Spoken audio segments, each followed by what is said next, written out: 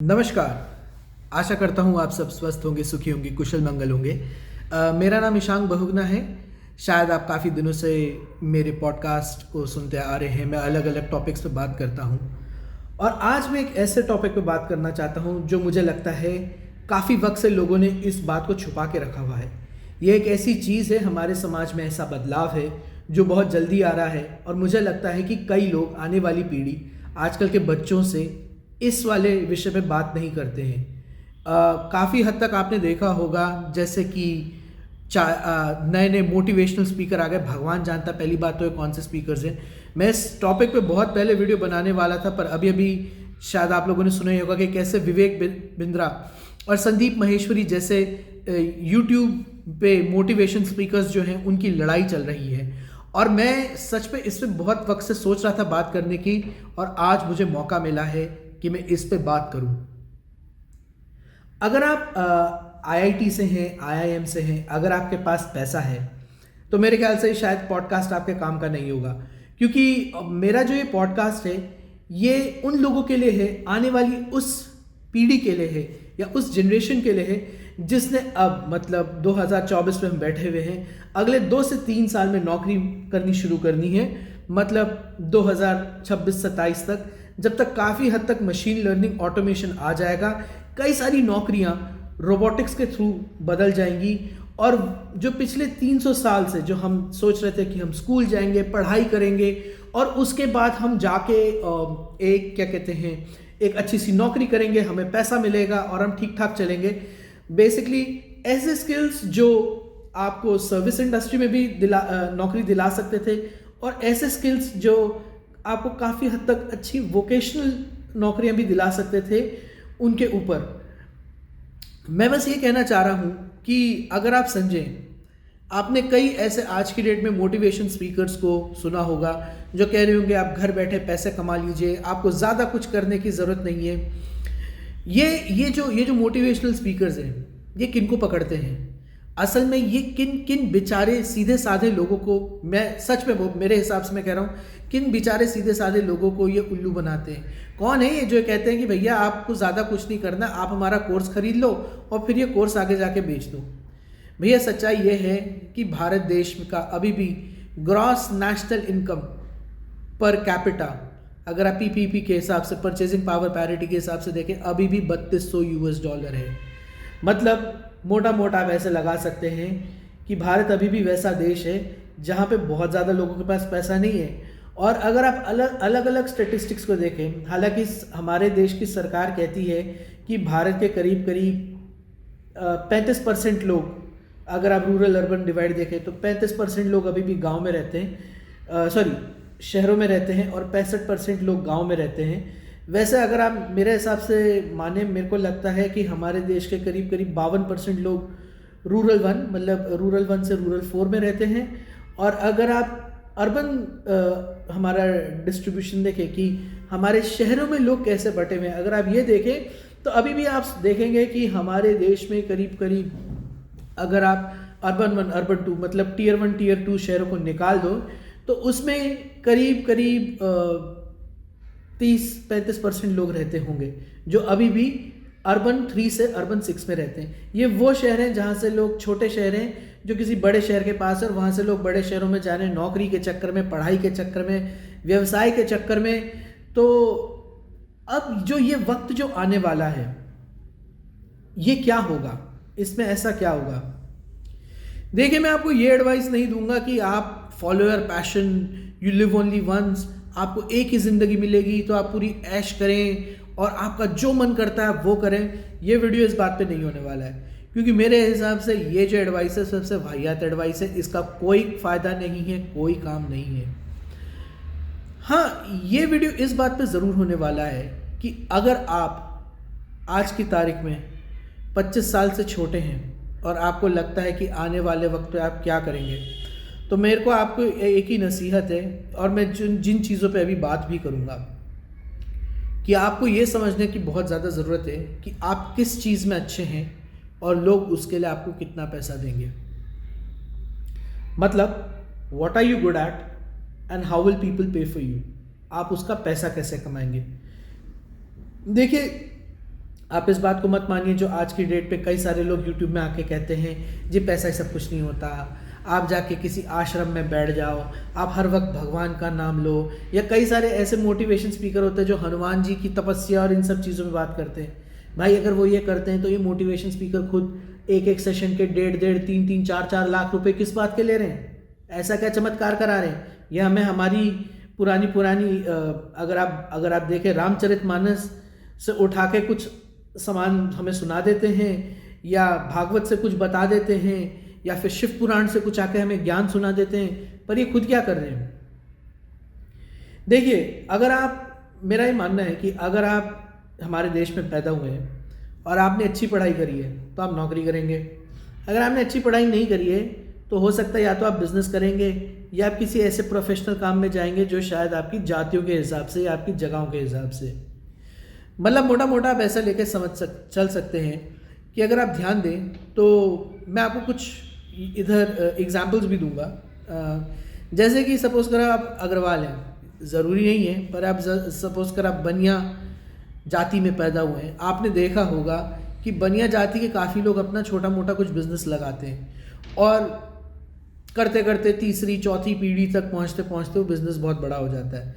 ज़रूरी नहीं है, कुछ लोगों का बिज़नेस नहीं भी बढ़ता है, पर ज़्यादातर बनिया जो लोग आते हैं वो किसी भी टाइप का बिज़नेस डाल सकते हैं, चाहे कंस्ट्रक्शन का बिज़नेस डाल सकते हैं। अग्रवाल मिठाइयों की दुकान इतनी फेमस है, अग्रवाल मिठाई बना सकते हैं, अग्रवाल पैकर्स बना सकते हैं, पर जो बनिया जाति के लोग होते हैं वो ज़्यादातर ये करते हैं। ऐसे ही मारवाड़ियों के लिए भी बहुत फेमस है। आपने देखा होगा मारवाड़ी लोग जाते हैं अपनी ही बिरादरी से, अपनी ही कम्युनिटी से किसी आदमी को बुलाते हैं, वो उनके साथ 10-12 साल काम करता है, काम सीखता है और अपना ही धंधा डालता है। ऐसा ही आपने देखा होगा कि पंजाबी लोग, मैं उन पंजाबियों की बात कर रहा हूँ जो पाकिस्तान से आए थे, जिन बेचारों का हमारे देश का जब बंटवारा हुआ था काफ़ी कुछ पाकिस्तान में ही रह गया था, और वो जब वो भारत आए तो उनको एक किस्म से शून्य से सब कुछ फिर से शुरू करना पड़ा, क्योंकि ना तो उनके पास नौकरियाँ थी, ना उनके पास पुराना पैसा था। आप दिल्ली में जाके देख सकते हैं, चाहे वो लाजपत नगर हो या चाहे कोई भी ऐसी बड़ी कॉलोनी हो जहाँ पे काफ़ी पंजाबी लोग रहते हैं, आपने उनसे अक्सर सुना होगा कि हमारे दादा या हमारे नाना पाकिस्तान में थे, लाहौर में थे, पेशावर में थे, बड़े बड़े शहरों में थे, हमारे बहुत बड़े बड़े बिजनेस होते थे, और हम भारत आए और फिर इन्होंने एक किस्म से फिर से स्क्रैच से चीज़ें शुरू करी। इन सब चीज़ों में एक चीज़ कॉमन है, मतलब इन सब चीज़ों में एक चीज़ अगर आप ध्यान से सोचें वो बराबर ये है कि इन सब लोगों को एक नेटवर्क मिला है। नेटवर्क मतलब ये अपनी जाति के लोगों को जानते थे जो कोई काम कर रहे थे, और जिससे इनकी जाति लोगों ने इनको वो काम देना शुरू करा और ये उस काम में बढ़े। और मैं आपको ये समझाने की कोशिश कर रहा हूँ कि अगर आप अपना कोई बिजनेस करने की सोच भी रहे हैं तो आपको ये सोचना चाहिए कि क्या मेरे आसपास के लोग, मेरे गांव के लोग, मेरी जाति के लोग वो काम कर रहे हैं। क्योंकि ऐसा हो सकता है कि बहुत सारे लोग आके आपको इसी बात पे बताएंगे कि वो क्या कर रहे हैं, कैसे कर रहे हैं, क्या क्या उन्हें मुश्किलें। भाई अगर उनका काम अच्छा होगा तो हो सकता है वो आपको नौकरी भी दें, वो आपको बोलें कि आप हमारे साथ आके काम करो और हमसे ये काम सीखो। पर मैं सिर्फ ये कहना चाहता हूँ कि ये जानना बहुत ज़रूरी है कि अगर कल को आप कुछ भी जो काम करते हैं, आपकी जाति, आपकी बिरादरी के ज़्यादातर लोगों ने वो ऐसा क्या काम करा है और वो कितने वक्त तक ये काम चल सकता है। दूसरी बात, आपको ये जानना बहुत ज़रूरी है कि आपके घर की क्या परिस्थिति है, आपकी मौलिक हालत क्या है। कल को आपके घर में कोई बीमार हो जाता है, क्योंकि आपको पता है हमारे देश में सबसे जो पहला रीज़न है, जो सबसे बड़ा नंबर 1 रीज़न फॉर बैंक्रप्सी है, पहली ऐसी चीज़ जिसकी वजह से लोगों का पैसा ख़त्म हो जाता है, वो बीमारियां हैं। आपको शायद ये सुन के हैरानी होगी, पर हमारे देश में आज की डेट में हॉस्पिटल जाना मतलब अपनी जेब को ऑपरेशन कराने समान है। तो आपको ये तो जानना बहुत ज़रूरी है कि आप किस जाति में हो, उस जाति के ज़्यादातर लोग क्या करते हैं, किस टाइप का बिजनेस करते हैं, किस टाइप का उनका प्रोफेशन होता है। पर आपको ये भी जानना बहुत ज़रूरी है कि आपके घर की मौलिक हालत क्या है। अगर मैं अपनी बात करूँ तो मैं करीब 40 का होने वाला हूँ और मैं काफ़ी किस्मत वाला हूँ, क्योंकि मेरे मम्मी पापा दोनों के दोनों सर्विस क्लास में थे, मेरे माता पिताजी दोनों के दोनों नौकरी करते थे।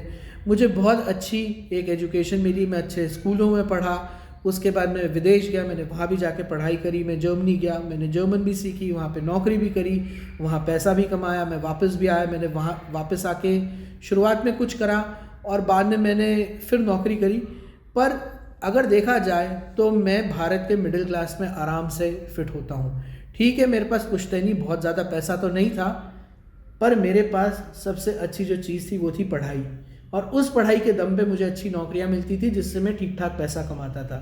ये ज़रूरी नहीं कि हर आदमी के पास ये हो, पर ये जानना ज़रूरी है कि अगर आपके पास पढ़ाई है तो आप 45 से 50 साल तक की नौकरी करते हो, उस 45 से 50 साल के नौकरी तक के लिए आप ऐसा क्या करेंगे कि आपका जीवन आराम से चल सके। फिर इसके बाद अब ये जानना बहुत ज़रूरी है कि कई लोग आके कहते हैं कि उन्हें बिजनेस करना है। भाई, आप बिजनेस तो करना चाहते हैं, पर क्या आपको पता है कि अगर आप रेस्टोरेंट खोलते हैं तो 60% रेस्टोरेंट पहले साल में बंद हो जाते हैं, और उसके बाद जो बचे हुए रेस्टोरेंट होते हैं 40%, उसमें से 60% रेस्टोरेंट मतलब 24% रेस्टोरेंट दूसरे साल तक बंद हो जाते हैं। मतलब 84% रेस्टोरेंट तो 2 साल के अंदर ही बंद हो जाते हैं। कई लोग सोचते हैं कि मैं रेस्टोरेंट तो खोल लूँगा, पर रेस्टोरेंट का जो काम है, जो धंधा है, इसके लिए आपको बहुत पैसा चाहिए। मैंने एक सीरीज़ भी करी हुई है, अगर आप मेरे चैनल सुनते आ रहे होंगे आपने देखा होगा, मैं कई सारे रेस्टोरेंट ओनर से बात कर रहा हूँ। यहाँ तक कि मैं अभी भी 2-3 और रेस्टोरेंट ओनर से अपनी interview with an entrepreneur series में बात करूँगा। पर यह जानना बहुत ज़रूरी है कि आप जिस इंडस्ट्री में हाथ डालना चाह रहे हैं उसमें क्या क्या मुश्किलें होंगी। कोई लोग आके कहेंगे कि भाई मैं एक काम करता हूँ, मैं प्रॉपर्टी डीलिंग में घुस जाता हूँ। ठीक है, आप प्रॉपर्टी डीलिंग में घुसना चाहते हैं, पर आप में ऐसा क्या अनोखा है कि लोग आपके साथ आके प्रॉपर्टी डीलिंग करेंगे? क्या आपके पास इतना पैसा है कि क्या आप खुद पहले प्रॉपर्टी डीलिंग में, प्रॉपर्टीज़ खरीदने में, खरीद फरोख्त में पैसा लगाएं और उसको घुमाएं?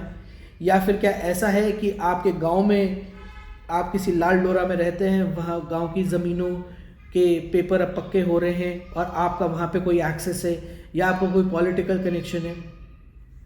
तो ये जानना बहुत ज़रूरी है कि ऐसा आप में क्या अनूठा है जिसकी वजह से आप ये काम कर सकेंगे।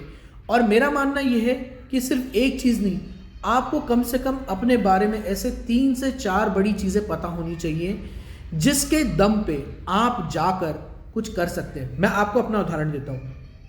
मैंने बचपन में बहुत सारा म्यूज़िक करा है, मेरे को म्यूज़िक का बहुत शौक़ है। मैंने बचपन में थोड़ा म्यूज़िक सीखा भी था, वो बंद भी कर दिया था। अब मैं फिर से वापस म्यूज़िक करना चाह रहा हूँ। ये मेरा पहला स्किल है। मेरा दूसरा स्किल ये है कि मेरे को भाषाएं आती है। मेरे को जर्मन आती है, मेरे को स्पेनिश आती है। मैं ऐसे देशों में रह चुका हूँ जहाँ पे जर्मन बोली जाती है, मैं ऐसे देशों में रह चुका हूँ जहाँ पे स्पेनिश बोली जाती है।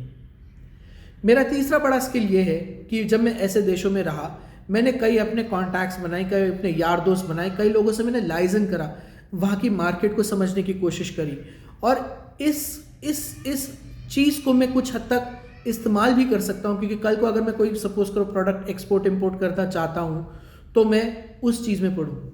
और मेरा चौथा बड़ा स्किल ऐसा है जो शायद मुझे ही बहुत अजीब लगे बोलते हुए, पर मैं किताबें लिख चुका हूँ। ये इसलिए कि मेरे दादाजी ने भी करीब 3 किताबें लिखी थी, मैंने भी कुछ किताबें लिखी हैं। मुझे किताबें लिखने का शौक़ है।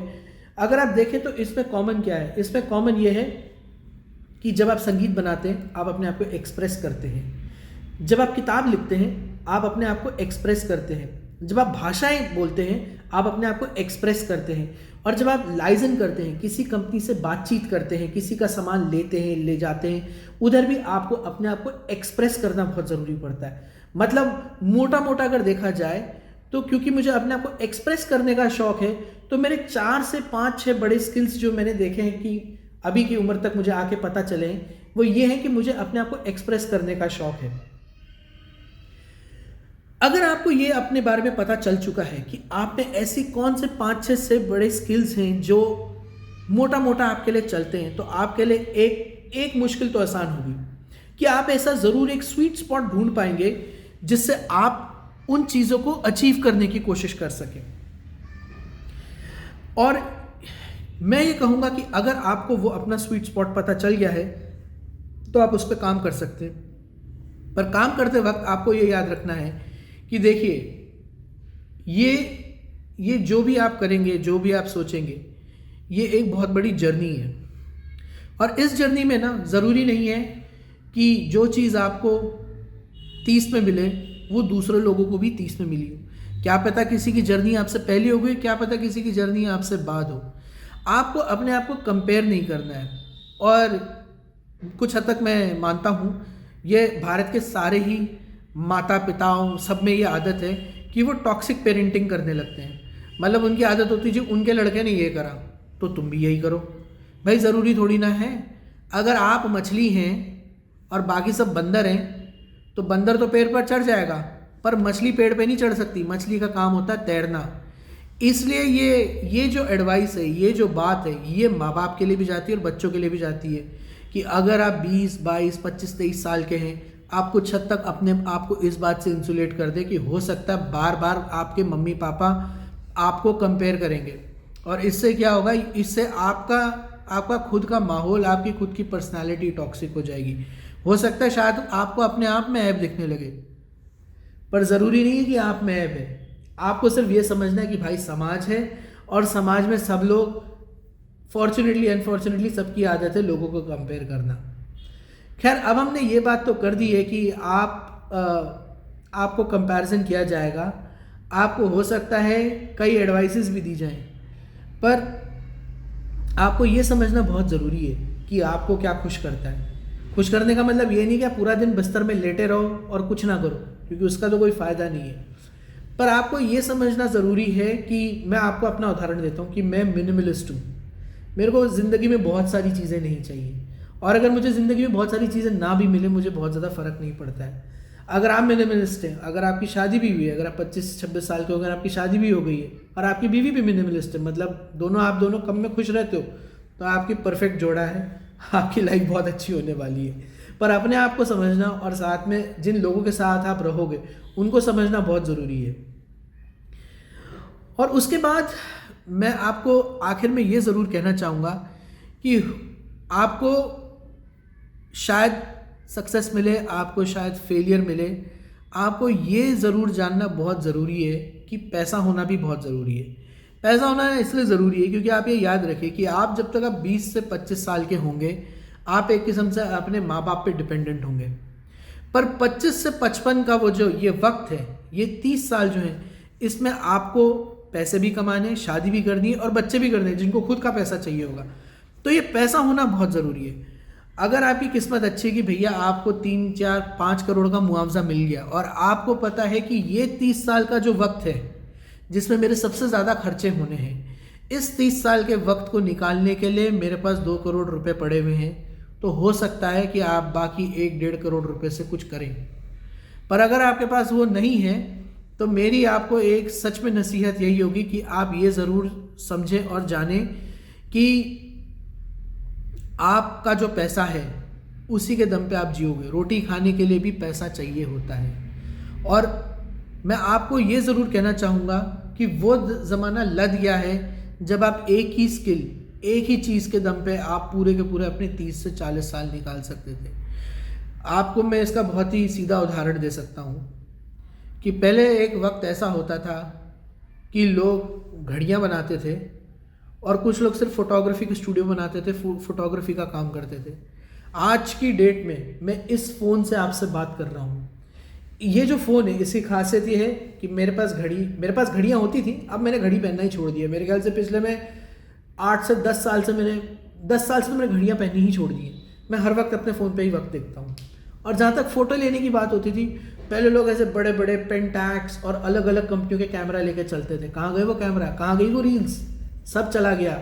आज की डेट में आपका फ़ोन ही आपका कैमरा है, वो आपको दुनिया की सबसे खूबसूरत जगहों की तस्वीरें खिंचवा भी सकता है। और अगर आप उन खूबसूरत जगहों में खुद नहीं हो तो आप फ़ोन से एडिटिंग करके अपने आप को डिजिटली वहाँ पे पहुँचा भी सकते हो रिश्तेदारों को भेजने के लिए। पर ये जानना बहुत ज़रूरी है कि कैसे इन दो इंडस्ट्रीज़ पे एक टेक्नोलॉजी के एक चेंज ने सब कुछ बदल डाला। उसी तरह मैं आपको सिर्फ एक सीधी सी बात बताना चाहता हूँ कि अगर आप सोच रहे हैं कि भैया मैंने एक टैक्सी सर्विस डाल दी थी 20 साल पहले, तो आज के ज़माने में ऊबर आ गया है। आप सिर्फ एक स्किल सेट या एक बिजनेस पे नहीं रह सकते, क्योंकि आपको नहीं पता कि आपकी इंडस्ट्री में कब डिस्ट्रप्शन आ जाए।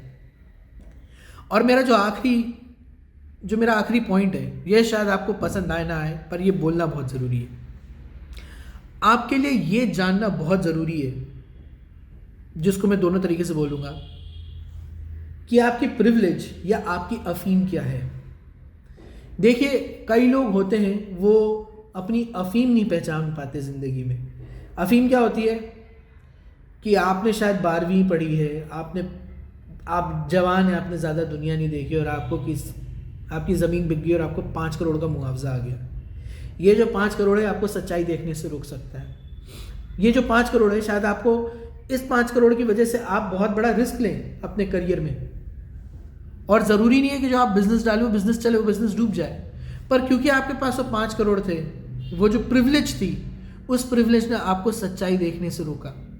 कई लोगों की ऐसी प्रिविलेजेस होती हैं। कुछ लोग होते हैं, उनके माँ बाप के पास बहुत पैसा होता है, बड़ी अच्छी नौकरियां करते हैं, डॉक्टर होते हैं, इंजीनियर्स होते हैं, बड़े हाई पोजीशन के, मर्चेंट नेवी में जाते हैं, शिप में 8-8, 9-9 महीने जाके करीब लोग 1-1 करोड़ कमा लेते हैं ऑयल टैंकर में। पर उनके जो बच्चे होते हैं, शायद उनको ये सच्चाई नहीं पता होती कि 1 करोड़ कमाना कितना मुश्किल होता है। लोगों के अपने हॉस्पिटल होते हैं, बड़े बड़े डॉक्टर्स होते हैं, उनके बच्चों को लगता है कि बस मैंने जाके वो हॉस्पिटल चलाना है, या मैंने MBBS करना है और MBBS करने के बाद मेरे पास बस हॉस्पिटल है, मैंने बस जाके उस हॉस्पिटल को चलाना चल जाएगा। या कुछ, मैं खुद ऐसे कई लोगों से मिला जो चार्टर्ड अकाउंटेंट थे, जिनकी बहुत बड़ी प्रैक्टिसेस थी और उनके बच्चे भी चार्टर्ड अकाउंटेंट बने, पर उनके बच्चों का बिल्कुल मन नहीं था। वो तो परेशान हो गए थे। लॉयर्स थे जिन्होंने कहा था कि हमारे पापा इतने बड़े लॉयर हैं, पर उन्हें इतने घंटों तक इतनी सारी सुनवाई में जाना पड़ता है। और मैं तो DPS RK पुरम में पढ़ा था और मैंने तो हर साल 3 या 4 वेकेशंस बचपन में बाहर करी है, मैं ऐसी लाइफ जीना नहीं चाहता। तो अपनी प्रिविलेज जानना बहुत ज़रूरी है, क्योंकि जो क्या होता है कि आपके पहले 20 साल जो इस प्रिविलेज में निकले होते हैं, या कोई भी ऐसा जो प्रिविलेज वाला इवेंट होता है, यह आपको आपकी सच्चाई देखने से रोकता है। और 25 साल की उम्र के बाद जब आपको दुनिया की सच्चाई देखनी होती है, तब आपको बहुत बड़ा धक्का लगता है, आपको बहुत बुरा लगता है। तो आशा करता हूँ मेरे ये सारी की सारी टिप्स आपको पसंद आई होंगी। मैं सिर्फ आपको ये कहना चाह रहा हूँ कि ज़िंदगी में कोई शॉर्टकट नहीं, इस ज़िंदगी में कोई विवेक पिंजरा नहीं, इस ज़िंदगी में कोई ऐसा तरीका नहीं कि आपने कोई जादू की झप्पी या जादू की चाबी वाली आपको चीज़ मिली और उसके बाद आपका करियर बदल जाएगा। आप मेहनत करें, आप इस चेंज के लिए तैयार रहें जो दुनिया में आने वाला है, और अपनी आँखें खुली रखें, क्योंकि आने वाले वक्त में बहुत बदलाव होगा। आशा करता हूँ आपको ये मेरा छोटा सा पॉडकास्ट पसंद आया होगा तो आप प्लीज़ मेरे वीडियो को लाइक, शेयर और सब्सक्राइब करें। कमेंट करें मेरे वीडियो में, क्योंकि मैं आपके कमेंट्स पढ़ता हूँ और मेरे को बहुत कुछ इससे पता चलता है। धन्यवाद।